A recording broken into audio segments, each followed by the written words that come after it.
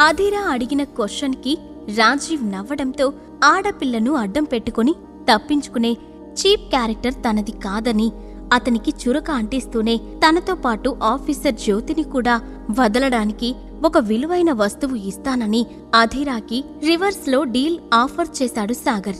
అతని మాటలకి ఆశ్చర్యపోయిన అధీరా, నీ దగ్గర ఉన్న అంత గొప్ప వస్తువు ఏంటి? అది మీ ఇద్దరి ప్రాణాల కంటే విలువైందా అని క్యూరియస్గా అడిగాడు.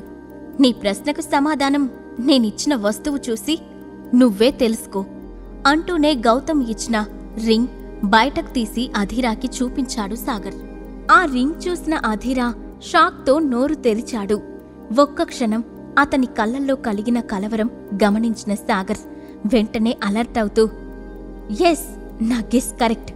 ఈ రింగ్ చాలా వాల్యుబుల్. దాని విలువ గౌతమ్కి కూడా తెలియక నేనడిగిన వెంటనే ఇచ్చేశాడు. ఇప్పుడు ఈ రింగ్ యూజ్ చేసుకుని నేను ఇక్కడి నుండి బయటపడాలి అనుకుంటూ అధీరా ముఖంలో మారుతున్న రంగులను గమనించడం మొదలుపెట్టాడు సాగర్. కాసేపటికి షాక్ నుండి బయటకు వచ్చిన అధీరా, ఏయ్, ఈ రింగ్ నీకెక్కడ్నుంచొచ్చింది? కొంపతీసి ఎక్కడైనా దొంగతనం చేశావా అని తడబాటు కప్పిపుచ్చుకుంటూ అడిగాడు. ఆ మాటకి అధీరా వైపు సూటిగా చూస్తూ, నీకు నిజంగా ఈ రింగ్ ఎవరిదో తెలీదా?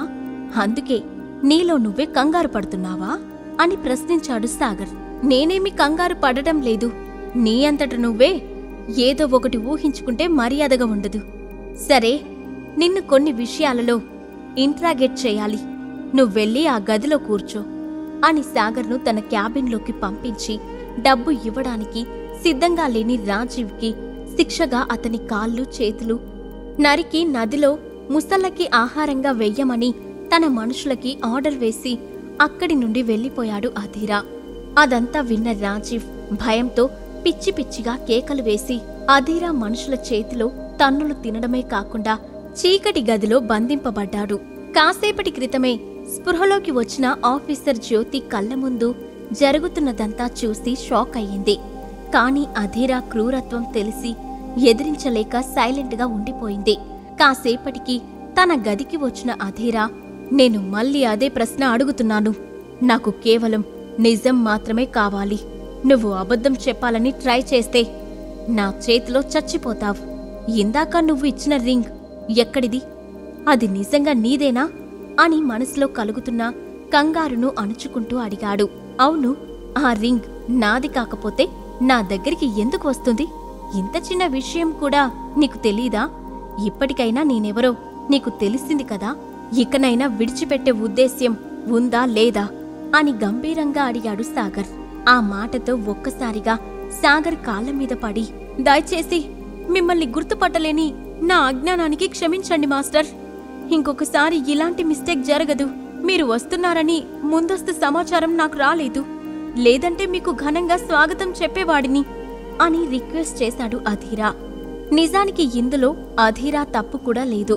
సాగర్ దగ్గర ఉన్న రింగ్ గుర్తుపట్టి అతన్ని తమ ఐరన్ ఈవిల్ అలయన్స్ కి చక్రవర్తి అయిన అలయన్స్ చక్రవర్తిగా భ్రమపడ్డాడు. పైగా ఆ సెక్టార్లో ఉన్న అందరూ అలయన్స్ చక్రవర్తి పేరు వినడం తప్ప ఇప్పటివరకు చూడకపోవడంతో పరిస్థితి సాగర్కి అనుకూలంగా మారింది. అయితే తన మీద అధీరాకి ఉన్న ఉద్దేశం గురించి సాగర్కి కూడా తెలీదు. అక్కడి పరిస్థితి అర్థమైన సాగర్ సిచ్యువేషన్ని తన కంట్రోల్లోకి తీసుకొని, నేను ఎప్పుడైనా సీక్రెట్గా వచ్చి వెళ్తానని నీకు తెలీదా? లేక కొత్తగా వచ్చిన అధికారం కళ్ళు మూసుకుపోయేలాగా చేసిందా అని కఠినంగా మాట్లాడాడు. ఇదేంటి మాస్టర్ ఇలా మాట్లాడుతున్నారు? కొంపతీసి నేను చేస్తున్న పని తెలిసిపోయిందా ఏంటి అని కంగారుగా అనుకుంటూ సాగర్కి కాస్త దూరంలో టేబుల్ మీద ఉన్న బ్లాక్ కలర్ బాక్స్ మీద దృష్టి సారించాడు అధీరా. అతని దృష్టి ఎక్కడుందో గమనించిన సాగర్ వెంటనే ఆ రహస్యం తెలుసుకోవాలని భావించి, చాలా కాలం తర్వాత మాస్టర్ వస్తే కనీస మర్యాద చెయ్యాలని కూడా నీకు తెలీదా? నాకు బాగా ఆకలిగా ఉంది, వెళ్ళి భోజనం ఏర్పాట్లు చూడు అని కొట్టినట్లే చెప్పాడు. ఆ మాటకి ఉలిక్కిపడిన అధీరా చెమటతో నిండిన నుదిటిని కర్చీఫ్తో తుడుచుకుంటూ, నన్ను క్షమించండి మాస్టర్, ఇప్పుడే వెళ్ళి మీకు భోజనం ఏర్పాట్లు చేస్తాను అని హడావిడిగా అక్కడి నుండి వెళ్లిపోయాడు. అధీరా అది దాటిన మరుక్షణం సాగర్ వేగంగా టేబుల్ దగ్గరికి వెళ్లి బ్లాక్ కలర్ బాక్స్ ఓపెన్ చేసి అందులో ఉన్న వస్తువులు చూసి ఆశ్చర్యపోయాడు. వాట్? ఈ బుక్ ఇంకా పౌడర్ ప్యాకెట్ గురించి అంతగా టెన్షన్ పడ్డాడా? అసలు ఇందులో అంత రహస్యం ఏముంది అని బుక్ ఓపెన్ చేసిన సాగర్కి దానిమీద పవర్ ట్రైనింగ్ ఆర్ట్ అని రాసి ఉన్న ముత్యాల్లాంటి అక్షరాలు అతన్ని ఆకర్షించాయి. అది చూసి ఆతృతగా ఓపెన్ చేసిన సాగర్ ప్యాకెట్లో ఉన్న పౌడర్ ఒక పవర్ఫుల్ డ్రగ్ అని మొదటి పేజీలో రాసి ఉన్న మ్యాటర్ చదివి ఆశ్చర్యపోయాడు. ఆ తర్వాత పవర్ ట్రైనింగ్ ఆర్ట్ బుక్లో కంటెంట్ ఇంట్రెస్టింగ్గా అనిపించడంతో ప్రశాంతంగా చదవాలని భావించి ఆ బుక్ తన టీషర్ట్ లోపల దాచేశాడు సాగర్.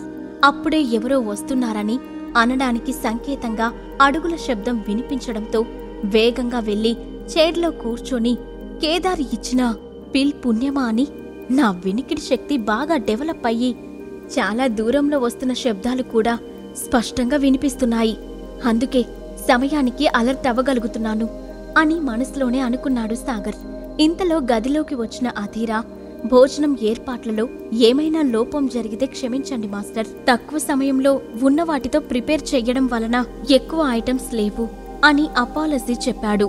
నో ప్రాబ్లం, కడుపు నిండడానికి ఏదైతేనేమి అని తన ప్లేట్లో వడ్డించిన భోజనం తింటూనే అతని ద్వారా సెక్టార్కి సంబంధించిన విషయాలు తెలుసుకోవడం మొదలుపెట్టాడు సాగర్. ఇద్దరి మధ్య మాటలు సందర్భంలో ఆఫీసర్ జ్యోతి సీక్రెట్ కింగ్డమ్కి సంబంధించిన వ్యక్తి అని, తన మనుషులు చాలా మందిని అరెస్టు చేసి జైల్లో పెట్టిందని, అందులో భాగంగానే ఆమెను కిడ్నాప్ చెయ్యవలసి వచ్చిందని వివరంగా చెప్పాడు అధీరా. ఈ ప్రశ్నలకు సమాధానాలు తెలుసుకోవాలంటే నెక్స్ట్ ఎపిసోడ్ వినాల్సిందే.